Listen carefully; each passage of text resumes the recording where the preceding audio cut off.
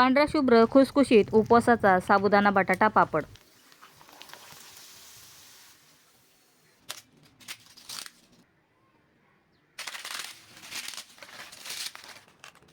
त्यासाठी 1 किलो साबुदाणा लो फ्लेमवरती भाजून घ्यायचा। साबुदाणा चांगला फुलला की थंड करून घ्यायचा। 1 किलो साबुदाण्यासाठी 1 किलो बटाटे उकडवून थंड करून घेतलेले आहेत। बटाट्याची सालं काढून घ्यायची। साबुदाणा तोपर्यंत थंड झालेला आहे। थंड झालेला साबुदाणा मिक्सरमध्ये दळून गाळून घ्यायचा। जाड जाड निघालेला साबुदाणा पुन्हा मिक्सरमध्ये फिरवून घ्यायचा। साबुदाण्याची पिठी तयार आहे। त्याच चाळणीने उकडलेले बटाटे सुद्धा स्मॅश करून घ्यायचे। 1 किलो साबुदाण्यासाठी 3 किलो किंवा 4 किलो बटाटे सुद्धा वापरू शकता। 3 बेडकी मिरची मिक्सरमध्ये फिरवून घेतली। साबुदाण्याची पिठी, उकडलेला बटाटा, दळलेली मिरची आणि चवीनुसार मीठ टाकायचं। थोडं थोडं कोमट पाणी टाकून पीठ मळून घ्यायचं। चपातीच्या पिठाप्रमाणेच मऊसूत पीठ मळून घ्यायचं। 15 मिनिटं झाकून ठेवायचं, म्हणजे साबुदाणा पिठी चांगली भिजते। मऊसूत पीठ तयार झालेलं आहे। पुन्हा पीठ थोडंसं मळून घ्यायचं। पिठाचे मोठे मोठे गोळे करून चाळणीमध्ये ओला सुती कपडा ठेवायचा। त्याच्यावरती पिठाचे गोळे ठेवायचे आणि 15 मिनिटं हे पीठ उकडवून घ्यायचं।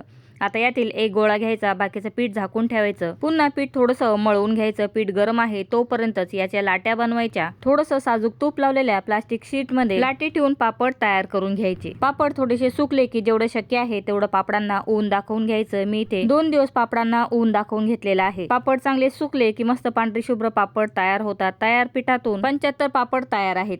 गरमागरम तेलामध्ये पापड तळून घ्यायचे। पांढरे शुभ्र खुसखुशीत उपवासाचे पापड तयार आहेत। फुल व्हिडिओ पोस्ट केलेला आहे। पापड आवडला तर चॅनलला सबस्क्राईब करायला आणि इन्स्टा पेजला फॉलो करायला विसरू नका। धन्यवाद।